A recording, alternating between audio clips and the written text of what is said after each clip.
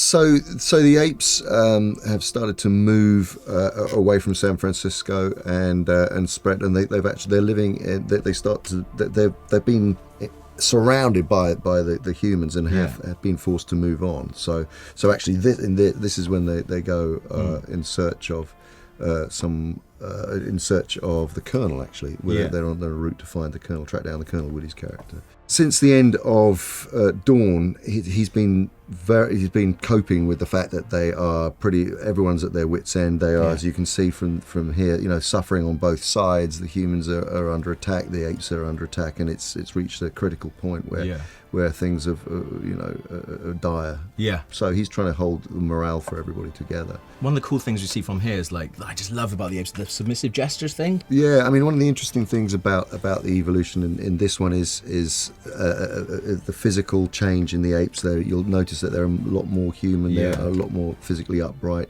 The language, linguistically, they're starting to speak a bit more. Caesar is much more articulate than he was in the last one.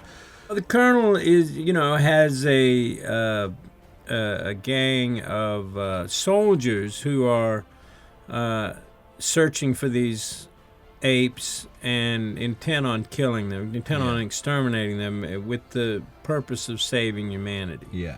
So I think in the Colonel's mind, he's doing a good thing. He's not just a killer. We know that Caesar is the leader, and we've been really trying to track him down, but it's been very difficult.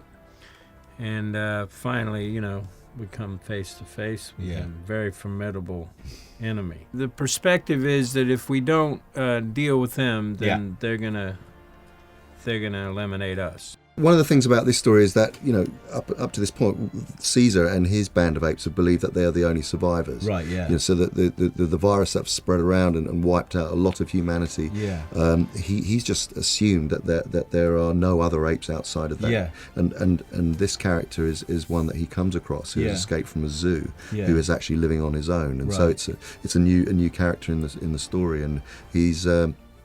and can speak, so he's obviously been affected by the ALZ drug.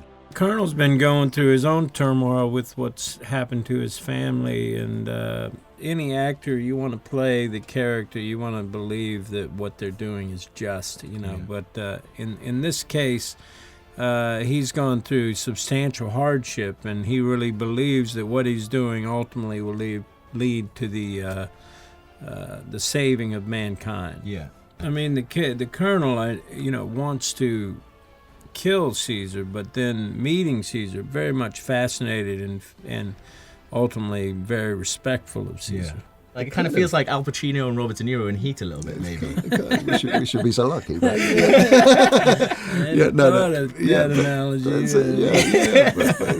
We'll go with that. We'll go with that. No, that's absolutely right. Yeah. This girl, so she pops up quite a few times. Is she going to be quite a big thing in? Well, without giving too much away, of course, we don't want to give too much away about these things. Yeah. But she, as Caesar is journeying towards tracking down the Colonel, we come across this character, and Caesar. He's on a mission, really, and actually doesn't want her to become involved. But Maurice, the orangutan, forms a very strong bond with her and insists that she join them on the venture.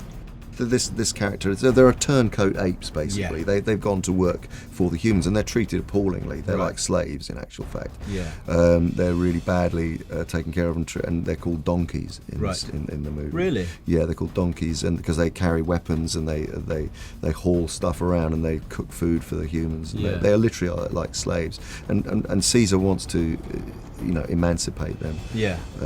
And actually try and get them to be proud of their ape kind.